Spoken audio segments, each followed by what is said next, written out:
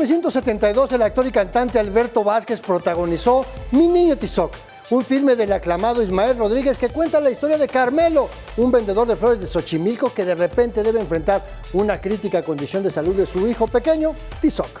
Durante toda la película, Carmelo y Tizoc son víctimas del desprecio y la discriminación, y el colmo del maltrato se da precisamente en un hospital público al que Carmelo logra llevar a su hijo. Hace medio siglo de esta película, ¿qué ha cambiado desde entonces? No solo seguimos viviendo casos de discriminación en muchos sectores de la población, seguimos teniendo un sistema de salud deficiente, sin infraestructura adecuada, con desabasto de medicamentos, con ausencia de personal, de camas, de laboratorios y un larguísimo etcétera. En este contexto, vemos un Instituto Mexicano del Seguro Social que a más de 80 años de su creación apenas medio atiende a la mitad de la población, una institución sumida en una crisis operativa por la falta de recursos, por una deuda creciente y la presión cada vez mayor de un sistema de pensiones que tampoco se traduce en una atención de calidad. Te doy la bienvenida a una nueva emisión de Expedientes MN, donde vemos la realidad desde todas las perspectivas posibles. Yo soy Andrés Solís, me da mucho gusto recibirte en esta pantalla. Hoy hablaremos del Instituto Mexicano del Seguro Social, de su actual situación, su crisis, sus carencias, las alternativas para mantenerlo a flote. Así que no te vayas, comenzamos con el reportaje de la semana.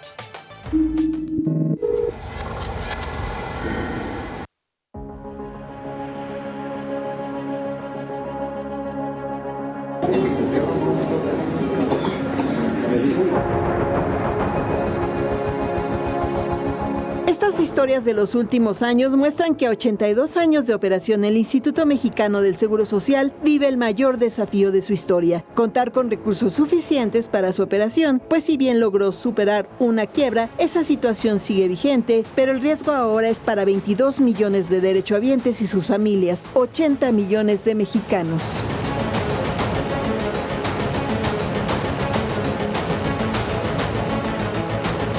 De tener un déficit casi inexistente en 2007, las finanzas del IMSS se deterioraron hasta presentar un faltante de 28 mil millones de pesos en 2012. Una estricta disciplina financiera aplicada desde el 2013 permitió acortar la brecha entre ingresos y gastos, con una disminución gradual en el uso de reservas de 2013 a 2015. El saneamiento financiero se reflejó no solo en la extinción del déficit de operación, sino en 2 años, 2016 y 2017, con superávit que no se tenía desde el 2008. Sin embargo, la situación financiera del IMSS entre 2018 y 2024 muestra un nuevo deterioro. La pandemia provocó superávits bajos y aunque en 2023 se registró una recuperación, en 2024 el gasto del IMSS llegó a 1.3 billones de pesos, 46% más que en 2018. 74% de este aumento es atribuido al incremento en el pago de pensiones. Hace 40 años había más trabajadores activos cotizando que pensionados. Ahora es al revés. Ese seguro está totalmente desfinanciado. De acuerdo a sus estimaciones, para los próximos 30 años, el INSS estima un déficit financiero de 1.80 billones de pesos debido a la combinación del costo creciente de las pensiones y la atención médica, y los ingresos serán insuficientes para cubrir estos gastos. Leticia Alcántara, Mega Noticias. El Instituto Mexicano del Seguro Social está en una aparente terapia intensiva, y esto significa que no solo debe garantizar su operación día a día, tiene que pensar a futuro y contar con los recursos suficientes para que en los próximos años sea una institución sostenible.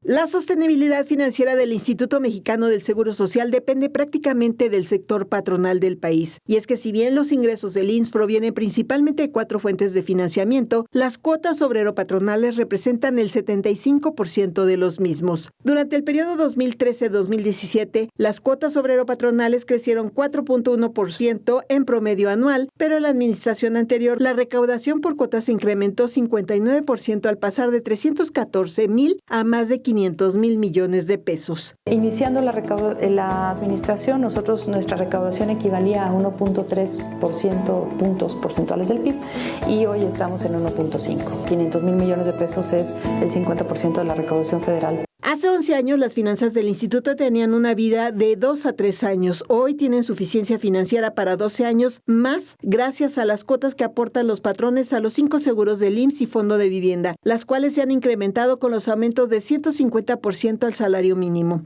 Los empresarios también aportan más recursos al IMSS por el incremento en las cuotas de ahorro para el retiro, que por la reforma a la ley de pensiones, desde el 2023 aumentan cada año hasta el 2030. Estos aumentos representan una carga importante para el sector empresarial. Por ejemplo, nosotros le pagamos al colaborador 8,364 pesos de sus nóminas.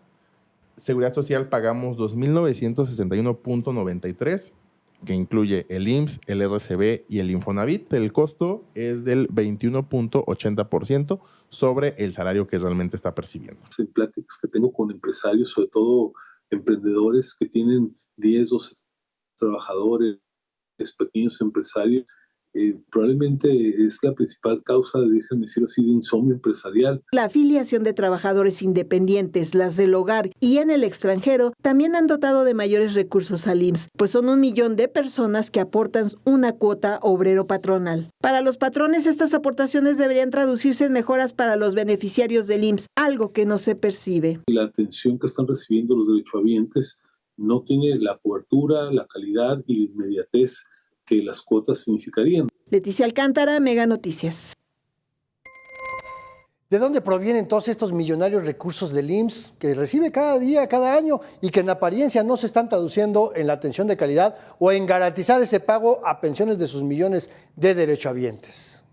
Si bien desde su creación el sistema de seguridad social ha sido sostenido por un modelo tripartito que refleja un compromiso compartido entre patrones, trabajadores y el Estado, este esquema hoy en día deja la mayor responsabilidad de financiamiento a las empresas sin que esto se vea reflejado en mejoras para millones de derechohabientes. Durante el 2024, el Instituto Mexicano del Seguro Social registró ingresos por 1.4 billones de pesos. La mitad de ellos provino de ingresos propios generados por las cuotas obrero-patronales, las cuales varían dependiendo de la condición de cada trabajador, pero en su mayoría son aportadas por 1.054.000 patrones registrados. Las aportaciones específicas de estos patrones a las cuotas fue de 87%, mientras que los trabajadores solo aportaron 13% durante el año anterior.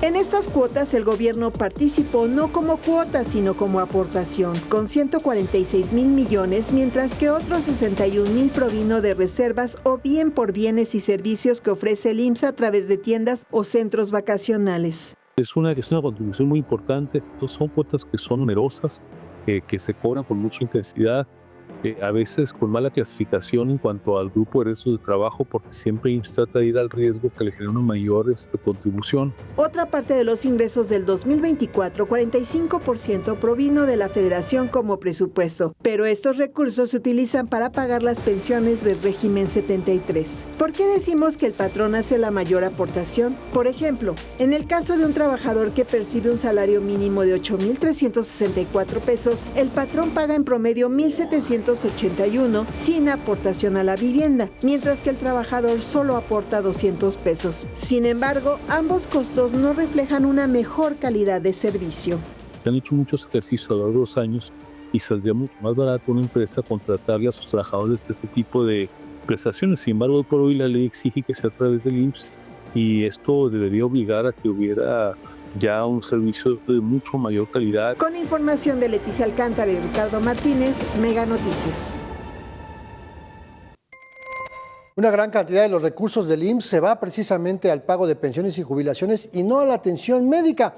¿Y quién termina pagando los platos rotos? Pues precisamente su población beneficiaria.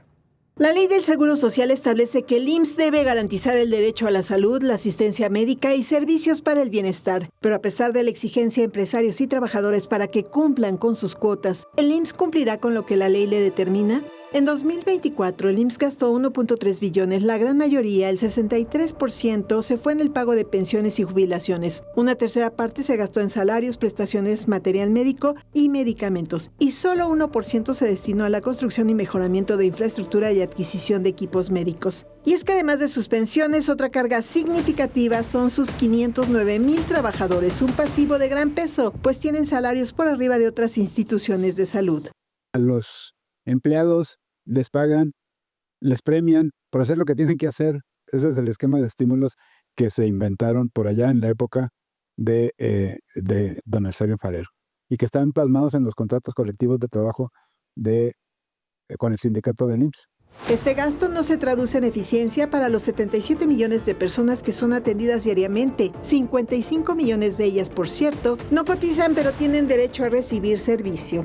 En 2024 se registraron 96 millones de consultas en medicina familiar, es decir, cada uno de los beneficiarios acudió en promedio 1.2 veces al año al IMSS. La población acude poco. Prueba de ello es que las consultas por urgencia disminuyeron 1.7 millones en la administración anterior, mientras que el tiempo de espera en atención por consultas médicas sin cita pasó de 63 a 47 minutos, es decir, solo se redujo 16 minutos.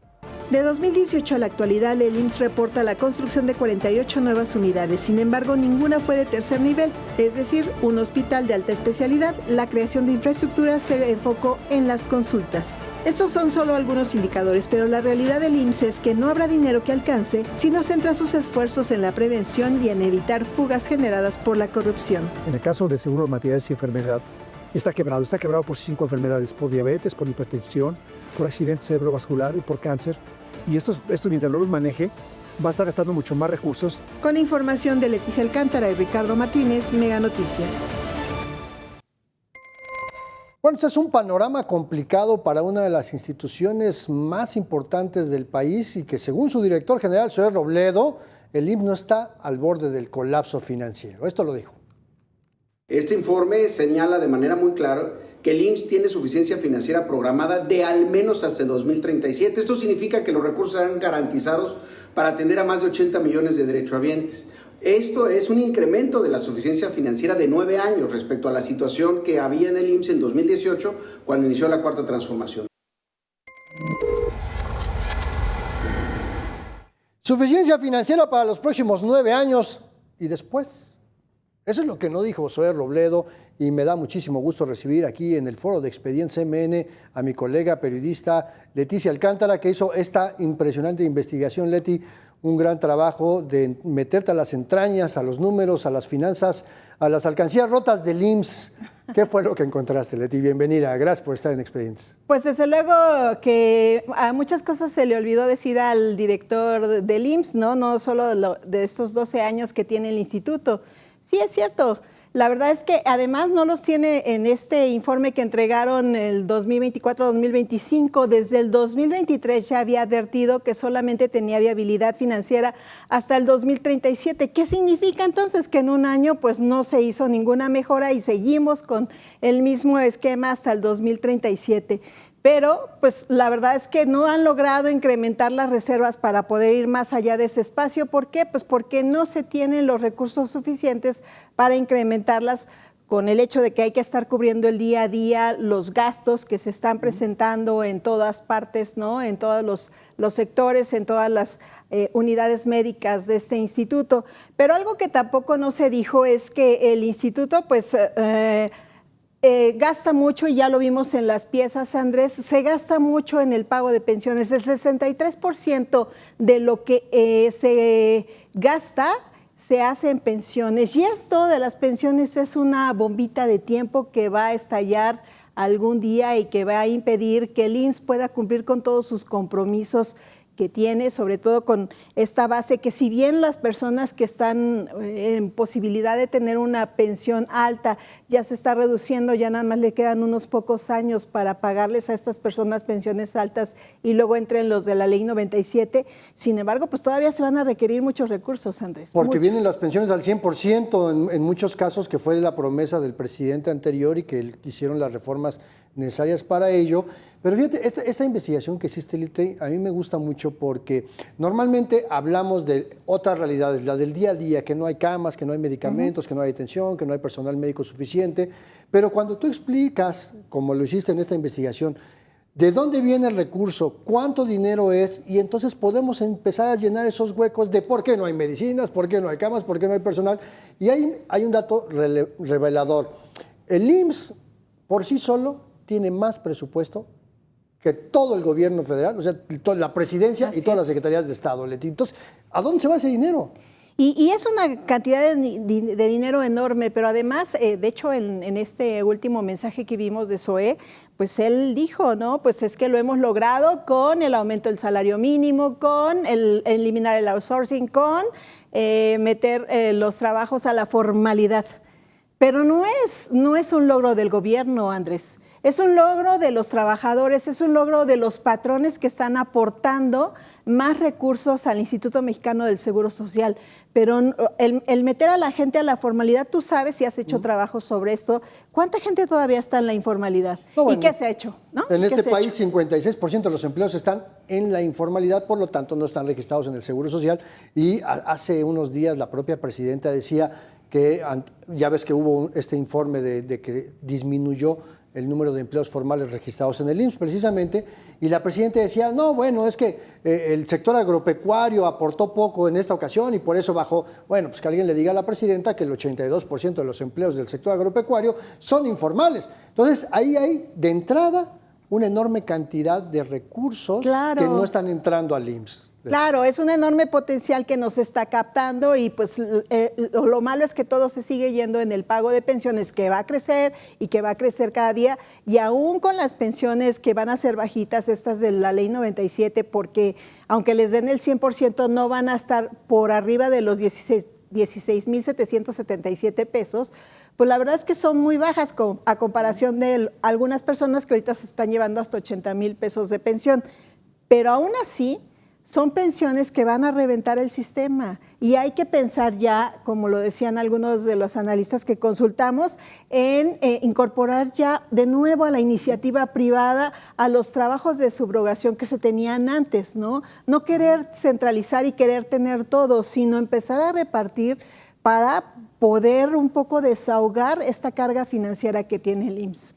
No, bueno, pues vamos a ver qué sucede en los próximos años, porque hay que considerar efectivamente, Leti, que la población sigue envejeciendo, va a haber menos empleos formales y esas personas que estamos envejeciendo necesitaremos una pensión. Pero bueno, como siempre, Leticia Alcántara, qué placer tenerte como siempre aquí en el Foro de Expedientes. Muchas gracias por acompañarnos y explicarnos con manzanitas, tú que tienes toda la experiencia en este periodismo económico, lo que sucede en el IMSS, y espero como siempre verte próximamente. Muchas gracias, Andrés.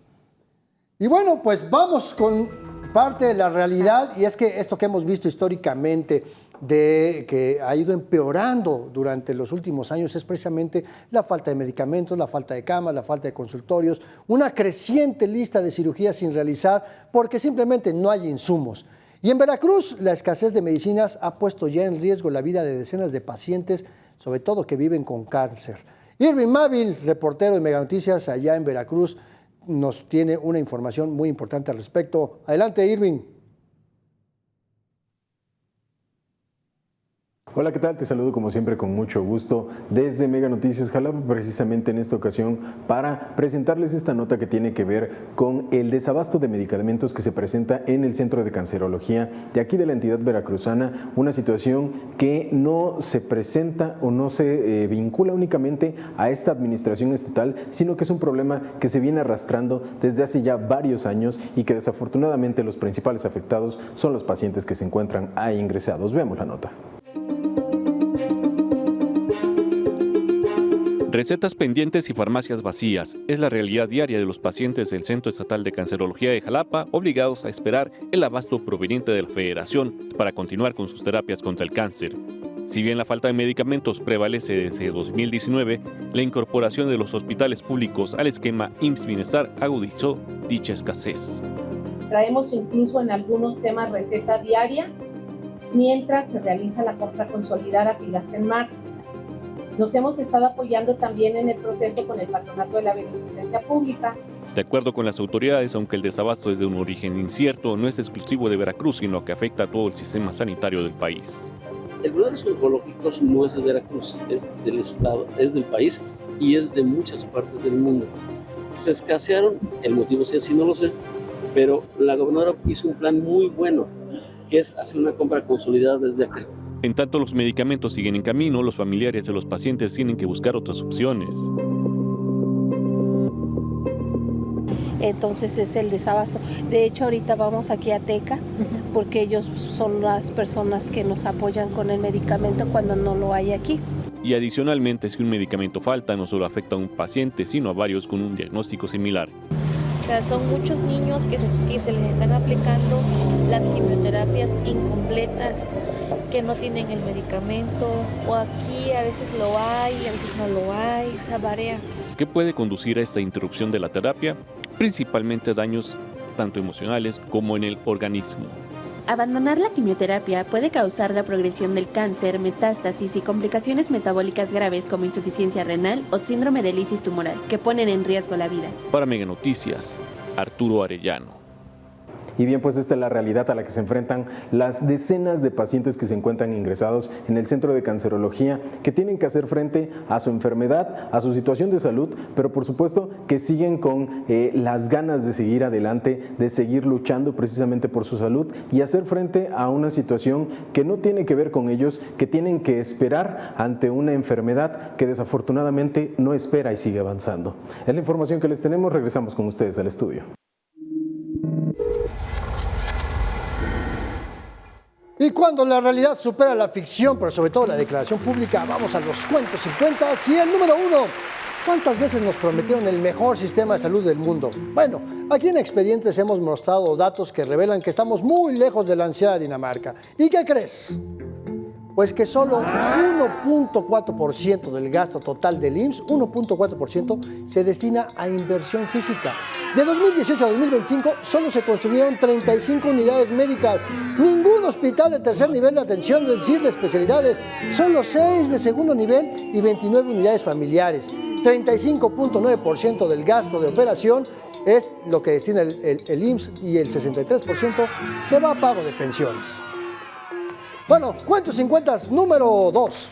Según Zoé Robledo, ya lo escuchaste, el director general del IMSS, dice que el instituto tiene solvencia financiera para operar sin contratiempos los próximos años. Eso dijo. Bueno, pues casi la mitad de los ingresos del IMSS provienen del presupuesto. En 2024 tuvo ingresos totales por 1.4 billones de pesos, de los cuales 45.7%, es decir, 650 mil millones de pesos, vienen de las arcas públicas de la Secretaría de Hacienda y van directo al pago de pensiones. Imagínate que no hubiera presupuesto. Bueno, el resto ya saben de las cuotas obrero-patronales y de andar vendiendo y rentando productos. Gracias a Ricardo Martínez, analista de datos de Mega Noticias, por esta información. Más adelante vamos a regresar con más historias de cuentos sin cuentas. Mientras tanto, vamos rápidamente a una pausa. Seguimos aquí en Expedientes MN.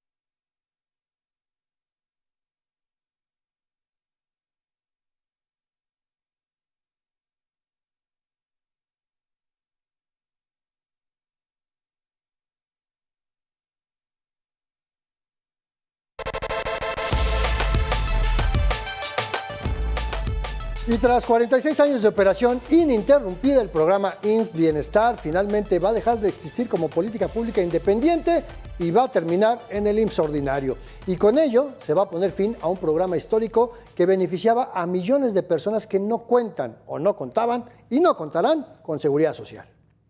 No fue un proyecto del gobierno de Morena, pero sí fue Morena quien lo desapareció. Se trata del programa IMSS Bienestar, que se creó originalmente en 1979 con el nombre de IMSS Coplamar. Su objetivo, extender los servicios de salud a la población sin seguridad social, especialmente en zonas marginadas y alta pobreza. Este programa es diferente al organismo público descentralizado OPD, IMSS Bienestar, creado en 2022 mediante acuerdo con los gobernadores para que se dieran los activos como hospitales, clínicas y centros de salud, personal y presupuesto. Este 1 de julio, la titular del Ejecutivo firmó un decreto mediante el cual se formaliza la integración del programa IMSS Bienestar, de origen Coplamar, al régimen ordinario del IMSS. ¿Qué significa? En las últimas décadas, la descentralización traspasó parte de la atención médica a gobiernos estatales al OPD e IMSS Bienestar, pero en 19 entidades federativas, el IMSS Coplamar mantuvo su operación directa con el Seguro Social. Con esta acción, 81 hospitales y unidades médicas rurales con sus equipos en estas 19 entidades pasarán a ser administrados directamente por el IMSS, lo que permitirá ofrecer atención médica a 10.8 millones de personas.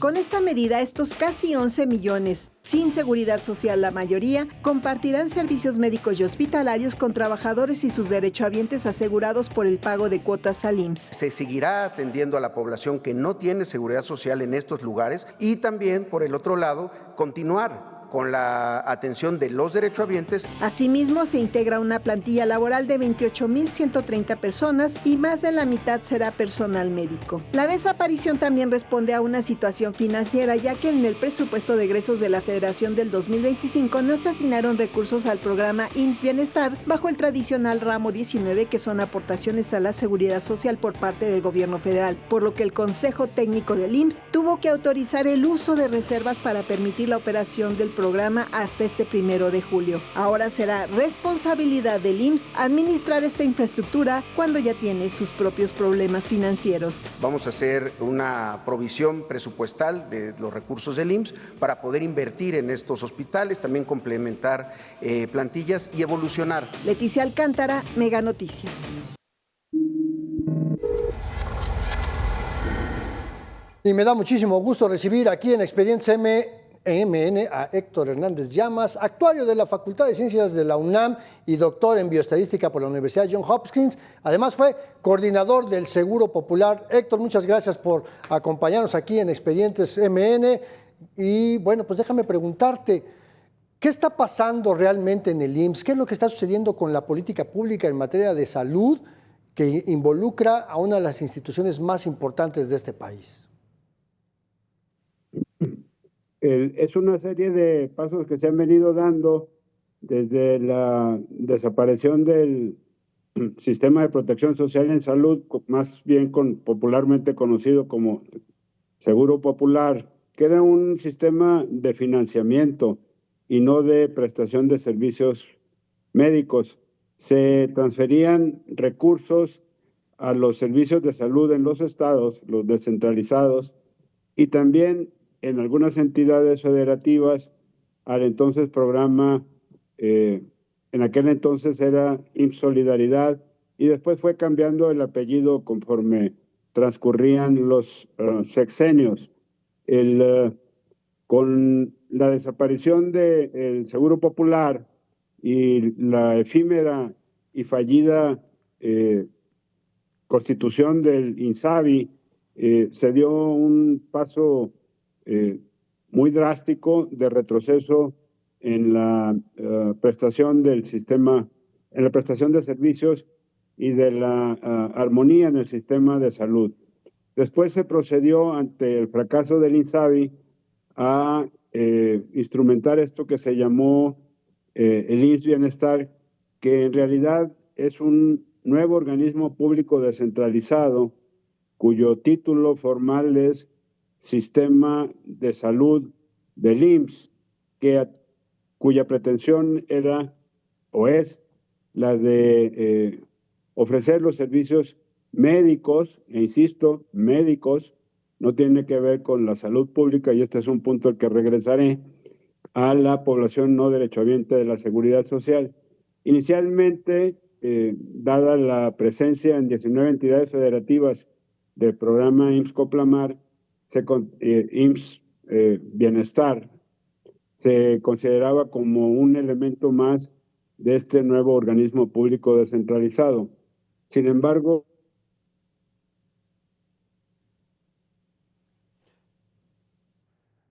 bueno, tenemos aquí un pequeño detallito con la comunicación con Héctor Hernández Llamas, que nos estaba platicando justamente sobre esta crisis, ¿no? Y esta manera en cómo se separa esto que llaman el IMSS regular, que no es otra cosa más que el propio Instituto Mexicano del Seguro Social, y este programa que existía desde hace muchísimos años, inventado por los gobiernos neoliberales del pasado, corruptos y gandallas del PRI, ¿no? Así los han calificado, pero que mantuvieron ese programa que originalmente se llamó IMSS-Coplamar, y luego IMSS Solidaridad, y luego IMSS Oportunidades, el IMSS Progresa, hasta que llegó a esta modalidad del IMSS Bienestar, que justamente pues, lo que buscaba era llevar servicios de atención primaria a la salud en zonas remotas del país. Y bueno, ya recuperamos a Héctor Hernández Llamas. Héctor, ya estamos de regreso, nos estabas comentando sobre este tema del IMSS Bienestar.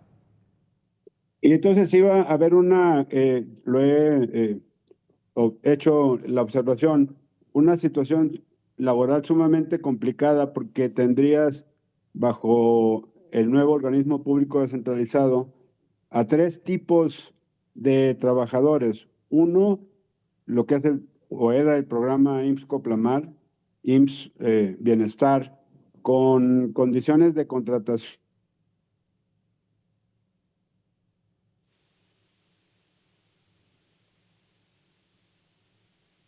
Híjole, se nos volvió a ir la señal. Ya saben que la tecnología no tiene palabra en estas circunstancias. Bueno, estamos intentando aquí recuperar la señal con Héctor Hernández Llamas. Y bueno, el tema está aquí un poquito en cómo lo que presentaba Leti Alcántara en su investigación, de dónde están saliendo los recursos, cómo está haciendo el IMSS para mantener esos recursos y poderlos distribuir de manera pues equitativa, por así decirlo, en 2 grandes situaciones que son la atención a la salud, esta responsabilidad que tiene el IMSS de brindarnos y brindarle a sus derechohabientes, que son 77 millones de personas, la atención médica que requiere, y por el otro garantizar la suficiencia presupuestal y financiera para poder seguir pagando las pensiones. Ya te recuperamos nuevamente, Héctor. Ya sabes que la tecnología no tiene palabras.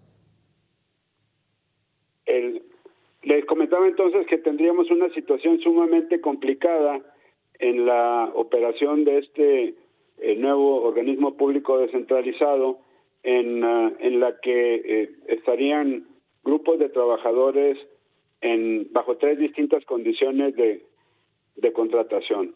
Los del programa IMSS Bienestar, que desaparece y se anuncia que se incorpora al régimen ordinario del IMSS, que son trabajadores contratados en el apartado A del 123 y con esas condiciones. Y por otro, siguen existiendo los trabajadores afiliados al sindicato de trabajadores de la Secretaría de Salud, los descentralizados a los estados, y un nuevo sindicato perteneciente al organismo público descentralizado, Servicios de Salud del IMSS, que tienen las condiciones más desfavorables de contratación y prestaciones de los 3 conjuntos de trabajadores. Para evitar que estuvieran estos elementos irrumpiendo en la vinculación y en la operación de los servicios, los recupera y los incorpora totalmente a partir de este decreto a el régimen ordinario del IMSS, y entonces mantiene su presencia pero bajo nuevas condiciones. Una de ellas es que, a diferencia de lo que ocurría hasta hace unas semanas, el programa IMSS Bienestar estaba destinado única y exclusivamente a la atención a estos casi 11 millones de personas en 19 estados de la República, en zonas sumamente marginadas, que eran las que recibían los servicios en las unidades médicas rurales y los 80 y tantos hospitales regionales. Con el cambio, a partir del decreto, se ofrecerán servicios en esas instalaciones a la derechohabiencia convencional, tradicional del Seguro Social, que son los trabajadores asalariados en el apartado A, que pagan sus cuotas obrero-patronales para ser derechohabientes de el seguro social.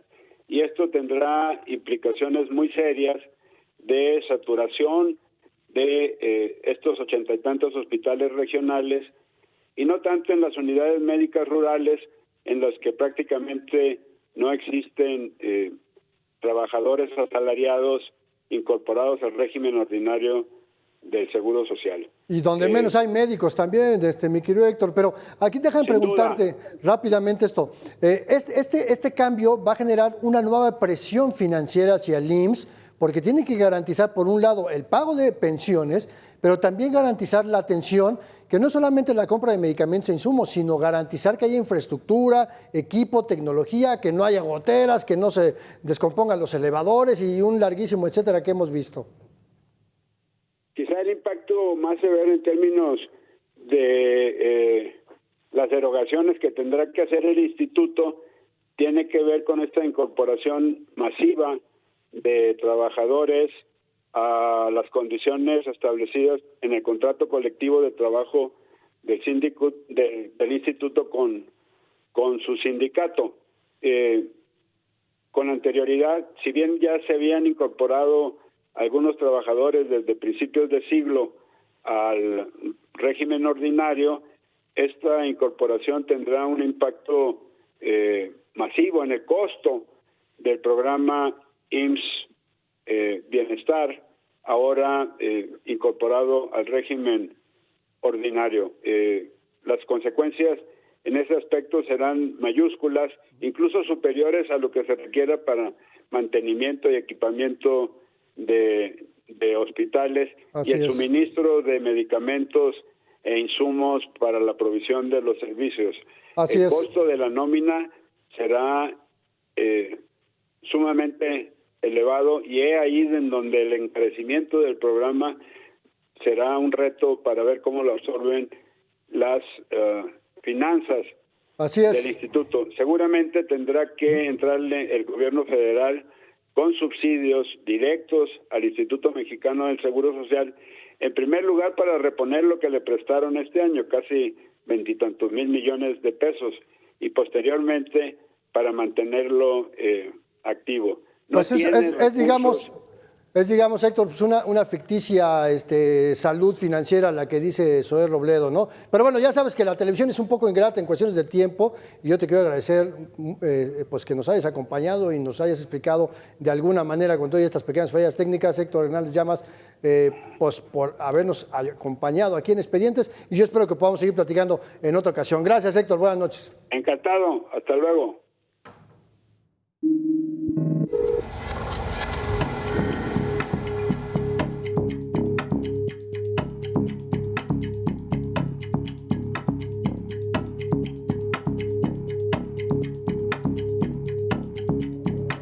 Llevamos, güey, como 2 horas y algo, güey. Ahora está el mar, pero no sé qué vaya a pasar. Lo va a salir de güey, al señor y al güey, por el que le cayó todo al morenito, a la nada. Cuando me dijo el gordo, te estás mojando, no, yo le cité el freno al sillón y me hice para adelante.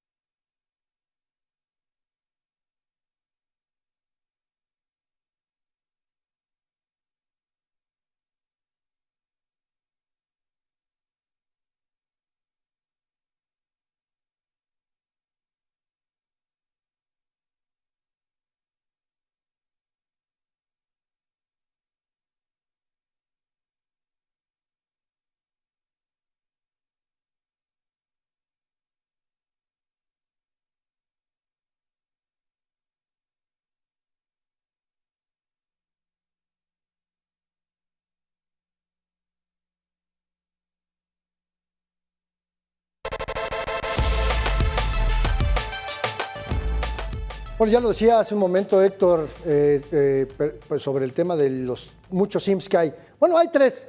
¿Y cómo hay que entender este sistema de salud en México? Porque ni siquiera juntos tienen la capacidad de atender a toda la población. Un decreto presidencial para la incorporación del histórico programa conocido como IMSS Coplamar al régimen ordinario del Seguro Social. La incorporación del IMSS Bienestar al IMSS ordinario ha generado confusión. ¿Cuántos IMSS existen? Antes de esta incorporación coexistían 3 entidades con el nombre IMSS. IMSS Ordinario para trabajadores del sector privado. Programa IMSS Bienestar, antes Coplamar, creado en 1979 para población pobre y zonas remotas. Operado por el IMSS Ordinario, pero con estructura administrativa independiente. Presente en 19 estados, con 81 hospitales y más de 3,000 unidades médicas rurales. Ha tenido varios nombres: IMSS Coplamar, Solidaridad, Oportunidades, Prospera y actualmente IMSS Bienestar. Y el órgano público descentralizado IMSS Bienestar, que surgió tras la eliminación del Seguro Popular en 2019 y del INSABI en 2022, busca centralizar los recursos de salud de los 32 estados, aunque solo 23 han cedido derechos, recursos e infraestructura a la federación. El IMSS Bienestar, aunque se llama igual, no pertenece al IMSS. Son cosas distintas. Nomás es el manejo de la narrativa, de los títulos, de los nombres. Estas entidades forman parte de un sistema más amplio, regido por la Secretaría de Salud, dividido en Seguridad Social, incluidos IMSS, ISSSTE, Pemex, Sedena y Marina. Seguridad de Salud, donde está el OPD IMSS Bienestar y el sector privado. Este esquema se repite en los 32 estados. Por ejemplo, Nuevo León tiene un sistema estatal, otro para sus trabajadores, el ISSSTE León y el sector privado. Expertos alertan sobre la alta fragmentación. No hay un sistema único para toda la población, sino múltiples instituciones paralelas, a menudo sin coordinación. Esto genera duplicación de funciones y recursos, inequidad en la atención, problemas de interoperabilidad y calidad desigual en los servicios. No logramos aterrizar un modelo en donde en serio podamos no solamente invertir más, sino priorizar en serio la parte preventiva. Mega Noticias, Abel Martínez.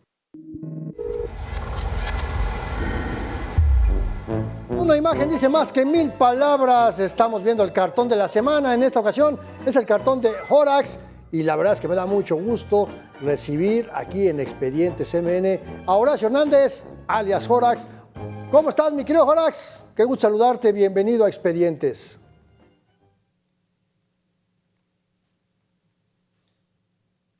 Bueno, tenemos fallas en la comunicación. Hoy la telefonía y la red no nos ayudó. Pero bueno, aquí podemos ver este cartón de Horax que colabora regularmente en el periódico Milenio, ahí en la ciudad de León. Pues aquí esta encuesta levantada, salud casa por casa, donde pues ahí está la eterna pregunta, ¿y mis medicinas? Bueno, pues esto que dicen que ya no pasa, pero que si vota por acá y por allá, le van a garantizar a la gente pues esta atención. Esto es parte de la realidad de lo que seguimos viendo en este país, donde el acceso a los servicios de salud de calidad, a la atención de primer nivel, de segundo nivel, las cirugías especializadas, siguen siendo para muchos millones de personas un mito. Y hablamos de quienes tienen seguridad social, que están en el IMSS, que tienen ahí pues su cartilla y demás, y no reciben esa atención. Ahora, pensemos en el resto de personas que no tienen seguridad social. Bueno, parece que ya logramos comunicarnos con Horax. ¿Cómo estás, Horax? Bienvenido a Expedientes MN. Buenas. Hola, ¿qué tal? Buenas tardes. ¿Cómo están? Oye, pues aquí presentando tu cartón ahí sobre este tema de salud. ¿Qué es lo que tú puedes vislumbrar en este sector salud de la nueva Dinamarca del lado del continente americano? En la nueva Dinamarca... ¿En qué bajo concepto tenemos a los daneses, hombre, caray? Bueno, en este caso el caso lo que nos muestra es un retroceso. Estamos viendo allí un doctor de la época de la Edad Media, pero está ofreciendo los servicios casa por casa, sobre todo a las personas de edad mayor. pero se ve más como si fuera una manera de brindarles precisamente la salud. Mi querido Orax, a ver, aguántame tantito, que estamos teniendo aquí un pequeño problema de comunicación. Vamos a tratar de tener una comunicación un poco más estable. Se oye un poco de ruido, pero ahorita lo logramos. Les digo que este viernes ha sido complicado. Este día nos ha complicado un poquito la tecnología. Ya saben que de repente llueve y las comunicaciones se caen, el internet empieza a chafear, pues es difícil de repente hacer un enlace vía virtual, como los que hemos tenido durante tantos años, a través de las diferentes plataformas, y cuando no lo logramos para tener una imagen para nuestra audiencia, bueno, pues intentamos recuperarlo a través de la vía telefónica, pero pues también dependemos, insisto, pues de muchos factores, y como el buen Orax está lejos del centro del país, de alguna manera está ahí en la zona del Bajío, pero parece que ya te recuperamos, Orax, parece que ahora sí te escuchamos mejor. ¿No estabas diciendo? Bueno. Sí, ahí te escuchamos mejor. Muchas gracias. Sí, aquí estamos. Bueno, a ver, déjame preguntarte, ¿qué tan difícil es traducir un conflicto social, político, económico, de salud pública, como este tema de la salud, a un cartón que, además de causar un poco de risa, pues nos haga ver este humor negro que muestra esta crisis? Bueno, en realidad es tratar de hacerse lo más sencillo a la gente para poder causar el impacto inmediato. Sí, la parte del humor tiene mucho que ver para poder tener esa risa de lo absurdo, de la realidad tan absurda que estamos viviendo. Y también es una manera de poder hacer una crítica a las situaciones en las que no está de acuerdo, por supuesto. El detalle es que esto se está haciendo cada vez más y más común, y pareciera que no estamos escuchando. Pues, mi querido Orax, te agradezco mucho que nos hayas acompañado aquí en Experiencia MN, y yo espero que podamos tener una mejor comunicación contigo. Y hasta aquí llegamos a Expedientes. Muchas gracias por acompañarme a este espacio de reflexión. Gracias, Héctor Jiménez, por estar al frente de este gran equipo de producción. Yo soy Andrés Solís. Quédate aquí en Mega Noticias. Tenemos mucho más para ti. Hasta la próxima.